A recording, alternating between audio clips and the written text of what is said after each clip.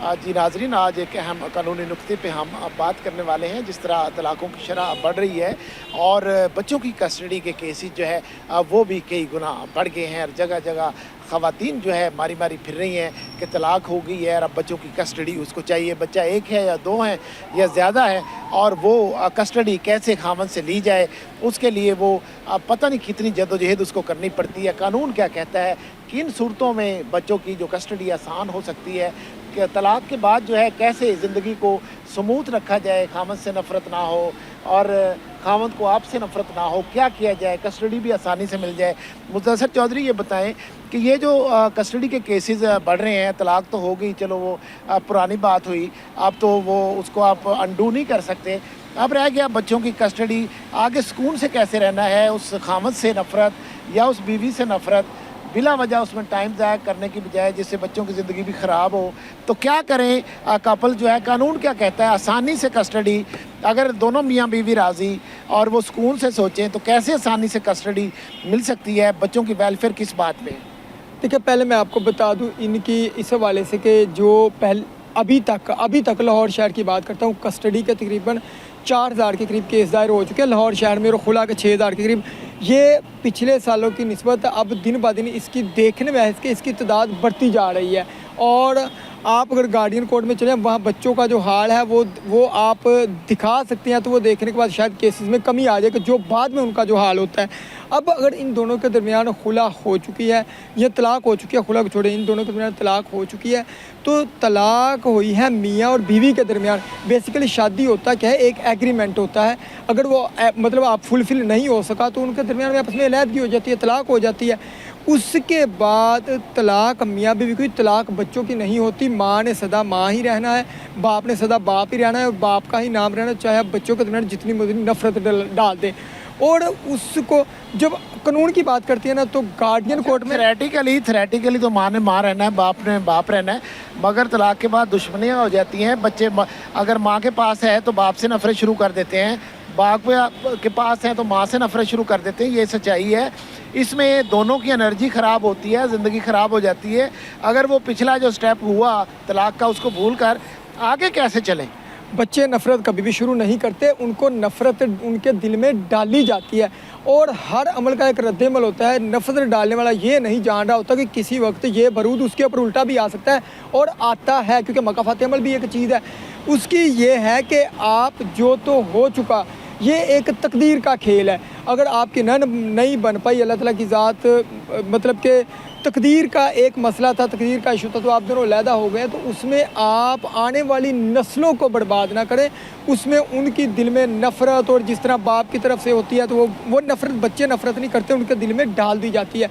ये नफ़रत जब डाल दी जाती है तो वही बच्चे बताएं, बाप जो है बच्चों को माँ से छीन के ले जाता है और जनाब माँ फिर भागी भागी जाती है सेशन कोर्ट, मेरे बच्चे छीन के ले गया, रोती है, पीटती है, फिर वो दरख्वास्त दायर करती है, फिर अदालत जो है वो तलबी के नोटिस करती है, बाप को कहती है बच्चे लेके इधर आ, तो फिर अदालत डिसाइड करती है कि बच्चे अब माँ को देने के बाप को।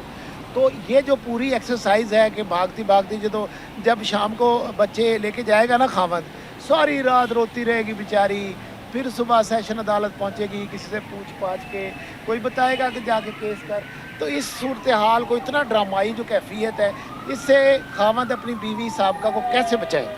आप सिर्फ एक पहलू देख रहे हैं। मेरे पास कुछ केसेस में, काफ़ी सारे केस में ऐसा होता है कि माँ खुद बच्चे पहले फेंक के भाग जाती है, बाद में सेशन कोर्ट में आकर तो इस चीज़ की पिटीशन दायर कर देती है कि मैं बच्चे तो मुझसे छीने। हालांकि बहुत सारे केस में ये एक ड्रामेटिक एफर्ट होती है।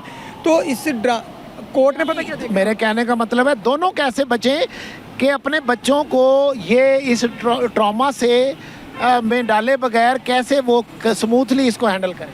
कि जो खर्चा है ना, वो उसका मजहबी, अखलाकी और कानूनी ज़िम्मेदारी है।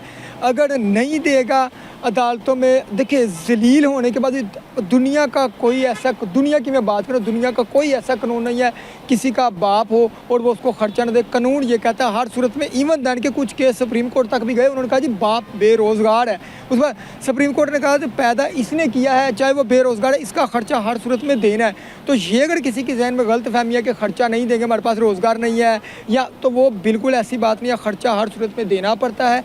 और जो नहीं देते फिर अदालत में वारंट गिरफ्तारी आ जाते हैं, गिरफ्तार होना पड़ता है, जलील होते हैं, बाद में फिर अदालत ऐसे छोड़ती भी नहीं है, वो कहते कोई जामन लेके आओ, फिर जामन भी कहीं से ढूंढना पड़ता है। तो इन सारी जलालत से बचने से बेहतर है आप एक पॉजिटिव रोल प्ले करें, आप एक अच्छे इंसान बने, बैठ के सेटल कर लें कि मेरे बच्चे हैं, दोनों के लिए उनको भी चाहिए आगे से मूव ऑन करें, जो हो चुका वो छोड़ दे, वो तकदीर में नहीं था, उसके ऊपर उसको अल्लाह का हुक्म समझ के आगे निकल जाएं। और उसके बाद आप होता ये है कि जब बीवी जो है ना बुरा भला कहती है, बच्चों के दिल में कुछ नफरत डाल देती है, तो खामद कहता है अब मेरे बच्चे शायद ये नहीं रहे, अजनबी लोग बन गए हैं, मुझसे तो मेरे तरफ तो देखते भी नहीं है, तो मैं खर्चा क्यों दूँ। ये जो सूरत है इसको कैसे हैंडल किया जाए? अच्छा, ये ना हम अखलाकी तौर पे चूँकि बहुत ज़्यादा एक गिरी हुई चीज़ है, और इसको मैं पहले एक बात कही है कि आप अगर नेगेटिव चलेंगे ना, दिमाग में नेगेटिविटी लेके आएंगे, तो आप पूरी कायनात की नेगेटिव एनर्जी अपने साथ उसको कॉल कर रहे होते हैं। तो फिर आप ये मत सोचें आप सुकून में रह लेंगे, आप किसी के बदला लेने की गरज दिल में रख के आप अपनी ज़िंदगी का कीमती वक्त ज़ाया कर रहे हैं। आपने उससे बदला लेना तो बेसुकूनी अपने आप में है, आप अपने आप को सज़ा ना दें और पॉजिटिव एनर्जी को कॉल करें। इसमें फिर कुदरत भी साथ मिलती है, वैसे ही अल्लाह ताला की ज़ात की बरकत हो जाती है। बैठ के डिसाइड कर लें अपने आने वाली नस्लों को, एक तो कल को बच्चे जब बड़े होंगे वो भी देखेंगे कि मेरी वालदा ने या मेरे वालिद ने, उनकी आपस में नहीं बन पाई, एक एग्रीमेंट था नहीं फुलफिल, लेकिन इन दोनों ने एक अच्छा माँ बाप होने का सबूत दे के एक अच्छी जनरेशन जो है ना वो आगे उन्होंने उसको एक दिया है, आगे प्रिवेल किया, उनको आगे जो है ना हमें रास्ता दिया है कि हम एक नफ़रत वाले जो चीज़ें वो पैदा ना करें। अच्छा, किन हालात में औरत को बच्चों की कस्टडी नहीं मिलती और वालिद को दे दी जाती है? अच्छा, इसके ऊपर जितनी बातें चल रही हैं ना सोशल में, वो सारी झूठ हैं कि माँ के पास चले जाएंगे, बाप के पास चले जाएंगे। कानून में सिर्फ सिंपल एक बात देखी जाती है, बच्चे किसको देने हैं? Welfare of the minor. जिसके पास welfare of the minor best होगी बच्चे उसी को मिलेंगे, वो माँ है या वो बाप है। ये मुख्तसर सी एक कानून की बात है। तो अच्छा, अगर खातून जो है दूसरी शादी कर ले, फिर उसको बच्चे उसका चांस बढ़ जाता है वालिद का कि उस बुनियाद पे माँ से ले ले। छोटा बच्चा जो दूध पीता है उसने माँ के पास ही रहना है, 7 साल तक रहना है। तो इस सूरत में बाप को समझना चाहिए कि 7 साल से पहले उसे हासिल करने की माँ से कोशिश ही ना करे। देखिए, आप कर रहे हैं कि हो सकता है, कानून में हो सकता नहीं है। मैंने वेलफेयर ऑफ द माइनर की बात की है। अगर छोटा बच्चा तो उसकी welfare of the minor definitely माँ के पास जाएगी, तो कानून माँ को ही वो बच्चा देगा।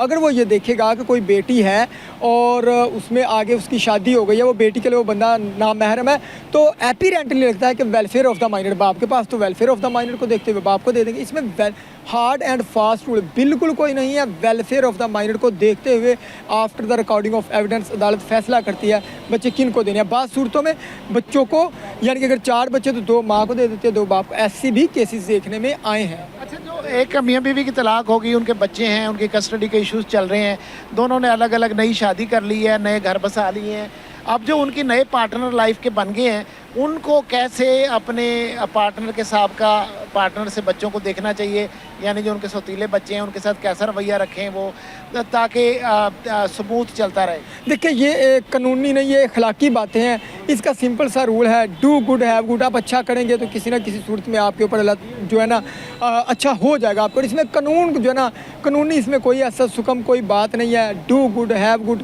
दुनिया है, अच्छा करेंगे आपको किसी ना किसी सूरत में अच्छा मिल भी जाएगा और दुनिया में ही मिलेगा। अच्छा, सौतीली माँ, सौतीला बाप अगर अच्छा रवैया रखें तो वो भी हकीकी की तरह हो जाएंगे बच्चे की ज़ात के लिए। हकीकी से बढ़ के भी हो सकते हैं, इसमें तो है, ये लाजमी तो नहीं है हकीकी से। हकीकी वालदैन की स्टोरियाँ आप नहीं चलाई हैं। 3 दिन से हकीकी वालदैन ने मुल्तान में भी 4 बच्चे मार दिए हैं, हकीकी वालदैन ने 3 बच्चे इशरे में भी मार दिए हैं। तो ये कोई रूल नहीं है कि ये हकीकियत ये ज़्यादा ही प्यार करेगी, ऐसी बात नहीं है। 3 स्टोरियाँ आपके चैनल नहीं चलाई हैं आपके सामने, इसमें फिर हकीकी वालदा का रोल किधर चला गया।